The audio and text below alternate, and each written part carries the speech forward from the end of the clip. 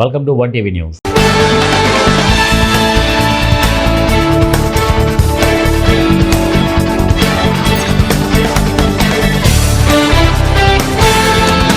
కడప జిల్లా బద్వేలు శ్రీ రాచపూడి నాగభూషణం విద్యా సంస్థల ఆధ్వర్యంలో Sri Rachapudi Nagabhushanam degree and PG college ప్రాంగణంలో ముందస్తు సంక్రాంతి వేడుకలు ఆదివారం ఘనంగా నిర్వహించారు. విద్యార్థినులతో ముగ్గుల పోటీలు, విద్యార్థులతో డ్యాన్సులు మొదలగు కల్చరల్ ప్రోగ్రాంలకు సంబంధించిన కార్యక్రమాలను అంగరంగ వైభవంగా నిర్వహించి గెలుపొందిన విజేతలకు బహుమతులు ప్రదానం చేశారు. ఈ కార్యక్రమంలో విద్యార్థులు శ్రీ రాచపూడి నాగభూషణం విద్యా సంస్థల సిబ్బంది పాల్గొన్నారు. సార్ చూడండి సార్.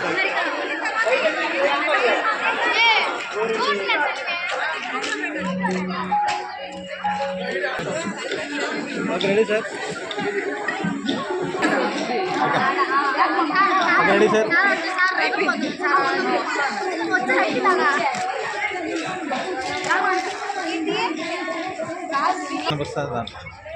Okay ready sir.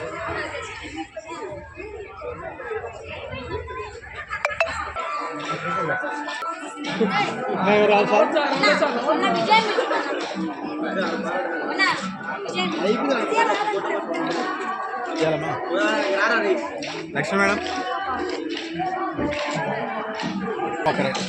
మీరు ఒక్కరు దగ్గర అన్నాడు.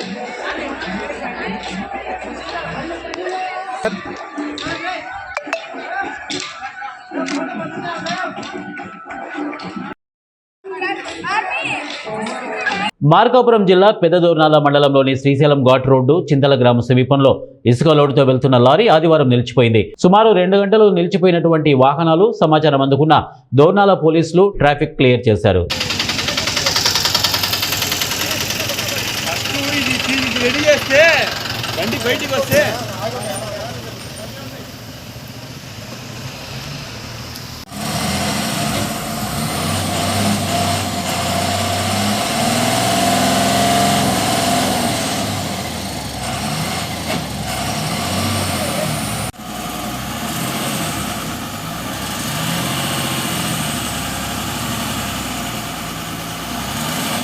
ఏలూరు నగరంలో వసంత మహల్ సెంటర్ వద్ద ఉన్న పొట్టి శ్రీరాములు విగ్రహం వద్ద కాంగ్రెస్ పార్టీ ఆధ్వర్యంలో ఉపాధి హామీ పనులకు మహాత్మా గాంధీ పేరును తీసివేయడం పట్ల బీజేపీ అనుసరిస్తున్న వైఖరికి నిరసన దీక్ష చేపట్టారు.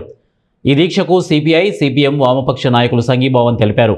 ఈ సందర్భంగా పలువురు కాంగ్రెస్ నాయకులు మాట్లాడుతూ ఉపాధి పనులకు మహాత్మా గాంధీ పేరును తొలగించడం అమానుషమని అన్నారు. భారతీయ జనతా పార్టీ చేస్తున్న ప్రజా వ్యతిరేక విధానాలను కాంగ్రెస్ పార్టీ ఎల్లప్పుడూ నిలదీస్తోందని అన్నారు. ఉపాధి హామీ పనులకు తిరిగి మహాత్మా గాంధీ పేరుని పెట్టేంత వరకు కాంగ్రెస్ పార్టీ ఆధ్వర్యంలో దేశవ్యాప్తంగా నిరసన చేస్తామని ప్రతిజ్ఞ చేశారు. ఈ కార్యక్రమంలో సిపిఐ జిల్లా కార్యదర్శి కృష్ణ చైతన్య, సిపిఎం నాయకులు రవి, రైతు సంఘం నాయకులు కె శ్రీనివాస్, కాంగ్రెస్ నాయకులు తదితరులు పాల్గొన్నారు. బీజేపీ వారు నిర్ధారణ చేయటం చాలా దురదృష్టకరం. బీజేపీ పార్టీ చేస్తున్నటువంటి దేశంలో చేసేటటువంటి అనేకమైనటువంటి కార్యక్రమాలు ప్రజా వ్యతిరేకం.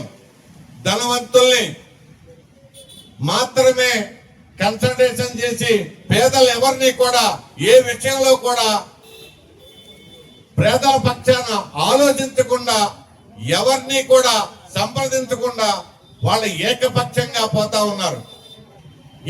ఈ పథకం 2006లో 6కు ముందు దేశంలో ఆహారం లేక ఎంతో మంది పేద ప్రజలు మరణించడం జరిగింది. ఇదంతా మనకు తెలుసు. మనది వ్యవసాయ దేశం. వ్యవసాయ దేశంలో అనేకమైన పంటలు సమృద్ధిగా పండేటటువంటి సస్యశ్యామల గల భూములు గల మన దేశంలో ఆహారం లేక మరణించడం అనేది దౌర్భాగ్యం అని చెప్పిన ఆ రోజున కాంగ్రెస్ పార్టీ మరియు మిత్రపక్షాలైనటువంటి సిపిఎం, సిపిఐ పార్టీలు కూడా ఆలోచించి ఈ పథకాన్ని ప్రవేశపెట్టడం జరిగింది. ఆ రోజు నుంచి ఈ రోజు వరకు కూడా ఏ ఒక్క పేదవారు కూడా ఆహారం లేక ఇబ్బంది పడ్డ విషయం. ఈ జాతీయ కార్యక్రమంలో జాతీయ పిత మహాత్మా గాంధీ గారి పేరు లేకుండా చేయాలనేటటువంటి దుర్మార్గమైనటువంటి ఆలోచన ఈ రోజున భారతీయ జనతా పార్టీ చేయటం అనేది దేశవ్యాప్తంగా దేశ స్వాతంత్రాన్ని కాంక్షించే ప్రతి వాళ్ళకి కూడా బాధ కలిగేటటువంటి విషయం ఇది. ఇలా చేసుకుంటా పోతే అలాగే ఆంధ్రప్రదేశ్ లో ప్రతి ఒక్కళ్ళు కూడా ఆలోచించి రాబోయే రోజుల్లో దేశ వ్యతిరేక కార్యక్రమాలు, ప్రతి కార్యక్రమానికి, దేశ వ్యతిరేక కార్యక్రమానికి మనం నిరసన తెలియపరిచి బీజేపీ వాళ్ళకి వాళ్ళు చేస్తున్నది తప్పు అని చెప్పని తెలియపరచాల్సిన బాధ్యత మనందరి మీద ఉంది కనుక ఈ రోజు బీబీ రామ్జీ అని పేరు పెట్టుకుంటూ మరి దీన్ని తీసుకున్నాడు. కానీ ఇది ఎవరు కూడా ఉచితంగా మనం ఇచ్చే హక్కు కాదు, ఇది రైట్ టు వర్క్ అని ఆ రోజున కాంగ్రెస్ ప్రభుత్వం ఇస్తే దాన్ని కూడా తొలగించడానికి సిద్ధపడుతున్నాడు. మోడీకి సరైన బుద్ధి చెప్పలేదు. ఎందుకంటే రాముడు అంటే నీకే కాదు, మేమందరం కూడా ఉన్నాం. ఎవరు దేవుళ్ళ వాళ్ళని మేము కొలుసుకుంటాం తప్ప ఒక మతతత్వవాదంతో మేమైతే పరిపాలన చేయాలన్న ఆలోచన ఉండదు. అందరి అభిప్రాయాన్ని తీసుకోవాలి, అందరికీ మనం ఉపయోగపడాలనేది కాంగ్రెస్ పార్టీ ధ్యేయం. అదేవిధంగా మా యువనేత రాహుల్ గాంధీ గారు, అదేవిధంగా మల్లికార్జున ఖర్గే గారు కూడా ఖచ్చితంగా అయితే దేశంలో ఉన్న వామపక్షాలని అందరినీ మనం కలుపుతుంది. మన లైక్ మైండెడ్ ఆఫ్ ఇండియా కూటమి ఆధ్వర్యంలో ఖచ్చితంగా ఈ ఉద్యమాన్ని తీవ్రతరంగా తీసుకొచ్చి మళ్ళీ మన మహాత్మా గాంధీ గారి పేరును పునరుద్ధరించాలి. మళ్ళీ జాతి, ఎందుకంటే ఈ జాతీయ గ్రామీణ ఉపాధి హామీ పథకం అంటే మన గ్రామంలో కూర్చున్న 20 మంది ఆ ముఖ్యులు 100 మంది వాళ్ళు కూర్చుని డిసైడ్ చేసుకునేవారు. నిధులు కూడా వాళ్ళ అకౌంట్ లోనే పడి వాళ్ళకి కార్డులు కూడా ఉన్నాయి, మీకు తెలిసే ఉంటుంది మేట్స్ దగ్గర. అలాంటి పరిస్థితి తీసివేసి వాళ్ళు కాంట్రాక్టర్ పెడతారంట. దీంట్లో 60% 40% అని తీసి ఢిల్లీలో నిర్ణయిస్తే ఇక్కడ వర్క్ చేయాలంటే ఎంత దుర్మార్గమైన చర్యో ఒక్కసారి మాకు వామపక్షాలకి మాకే కాదు, ఇది ప్రజలందరూ కూడా ఆలోచన చేయండి. ఇవాళ నరేంద్ర మోడీ ఎంత దుర్మార్గమైన పరిపాలన జరుగుతూ దానికి ఇవాళ చరమగీతం పడటానికి వచ్చినటువంటి మీ అందరికీ కూడా నేను పేరున హృదయపూర్వక నమస్కారాలు. భీమవరం కలెక్టరేట్ వశిష్ఠ సమావేశ మందిరంలో ఆదివారం వెనుకబడిన తరగతుల సంక్షేమ శాఖ ఆధ్వర్యంలో ఏర్పాటు చేసిన రేనాటి వీరుడు, స్వాతంత్ర సమరయోధుడు వడ్డే ఓబన్న జయంతోత్సవాన్ని ఘనంగా నిర్వహించారు. తొలుత జిల్లా కలెక్టర్ చదలవాడ నాగరాణి వడ్డే ఓబన్న చిత్రపటానికి పూలమాలలు వేసి ఘనంగా నివాళులర్పించారు.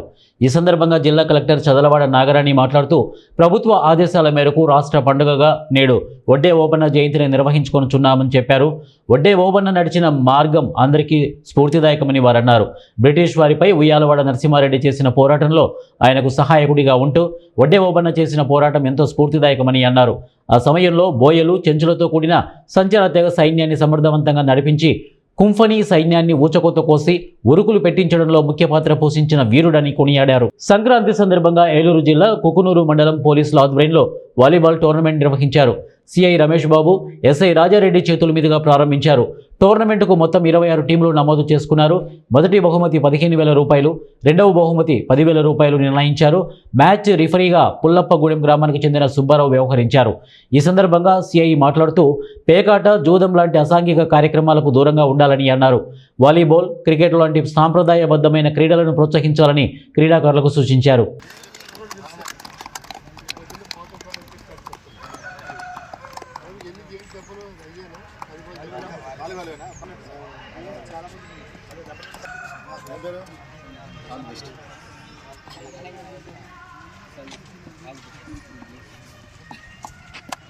రాజకీయాలకు అతీతంగా 2 తెలుగు రాష్ట్రాల్లో నీటిని సద్వినియోగం చేసుకోవాలన్న ఆంధ్రప్రదేశ్, తెలంగాణ ముఖ్యమంత్రుల ప్రకటనను స్వాగతిస్తున్నామని రాయలసీమ సాగునీటి సాధన సమితి అధ్యక్షులు బొజ్జ దశరథరామరెడ్డి తెలిపారు.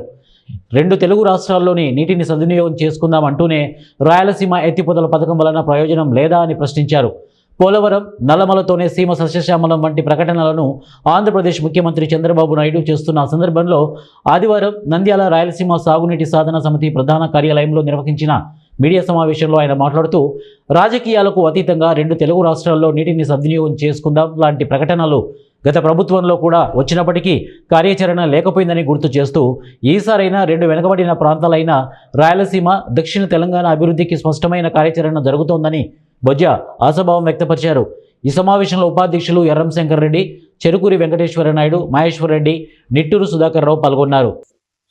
శ్రీశైలం ప్రాజెక్టు యొక్క విధి విధానాలను సక్రమంగా అమలు చేసి శ్రీశైలం ప్రాజెక్టు నీటిని ఎంత ఇవ్వాలి అనేది ఏదైతే బచావ్ ట్రిబ్యునల్లో పెట్టారో నాగార్జున ఆయకట్టుకు కృష్ణా డెల్టా కేటాయించిన నీటిని మాత్రమే వినియోగిస్తే మిగిలిన నీటినన్నింటినీ కూడా సక్రమంగా నిలబెడితే రాయలసీమ ఎత్తిపోతల పథకం అవసరమైతే పెద్దగా ఉండదు అనేది స్పష్టం.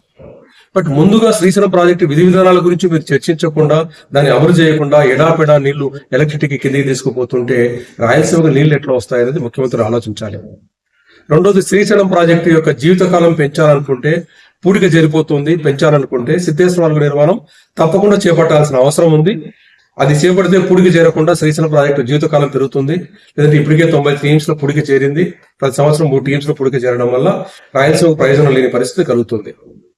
మూడో అంశం, రేవంత్ రెడ్డి గారు చెప్తా ఉన్నారు, ఏదైతే ఆంధ్రప్రదేశ్ రాష్ట్రంలో హక్కులుగా ఉన్నాయో ఆ ప్రాజెక్టులు కట్టుకునే హక్కు మాకుందని చెప్తున్న నేపథ్యంలో ఈ రోజు నికర జనాల మీద హక్కులున్న గుండ్రేవులకు ప్రాజెక్టు ప్రతిపాదనలు ఉమ్మడి రాష్ట్రంలోనే జరిగాయి.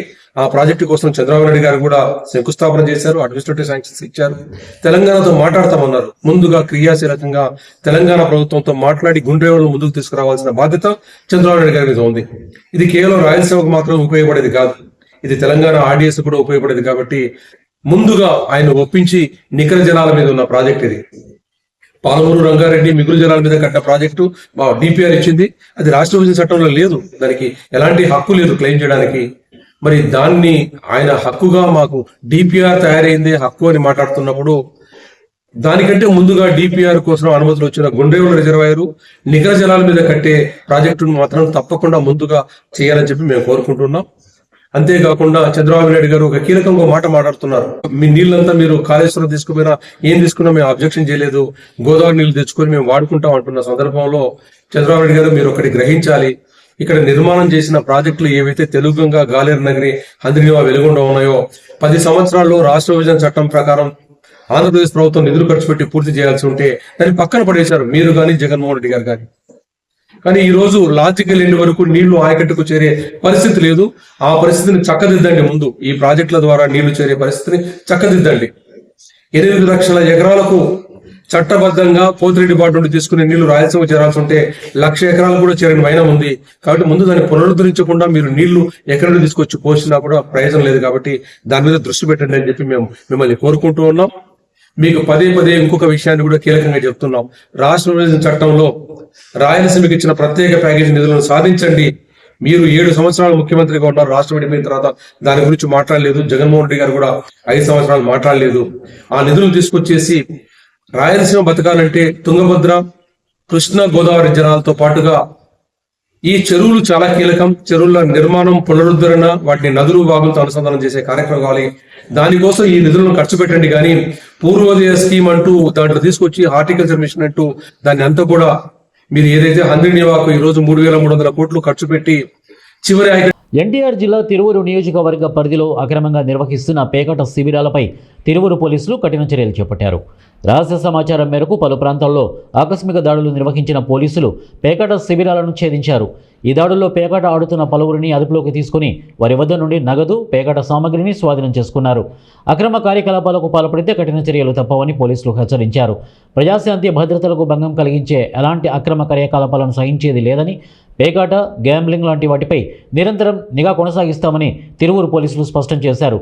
ఈ దాడుల్లో పేకాట ఆడుతున్న కొంతమంది తెలుగుదేశం పార్టీ నాయకులు మరియు వైఎస్ఆర్సీపీ సీనియర్ నాయకులని అదుపులోకి తీసుకున్నారు.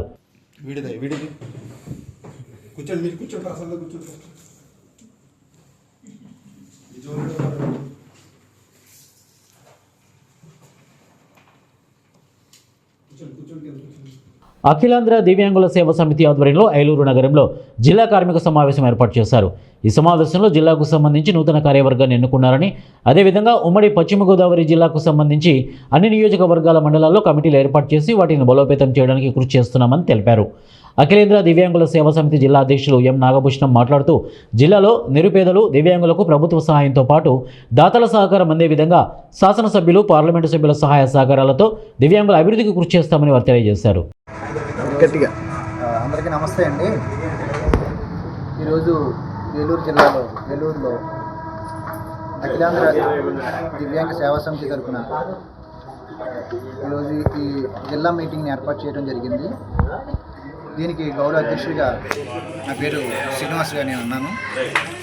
అయితే ఈ కార్యాచరణని మేము ముందుకు తీసుకెళ్ళడానికి ప్రతి మండలాల వారీగా మా అఖిలాంధ్ర దివ్యాంగ సేవా సమితి తరఫున ప్రతి నియోజకవర్గాలుగా కమిటీలు ఏర్పాటు చేసి మేము మా కమిటీని బలోపేతం చేయడానికి ఈరోజు ఇక కమిటీని ఏర్పాటు చేసుకొని జిల్లా కమిటీని ఏర్పాటు చేసి ఈరోజు కార్యాచరణని ముందు తీసుకెళ్ళడానికి ఈరోజు ఈ సమావేశాన్ని ఏర్పాటు చేసుకున్నాం.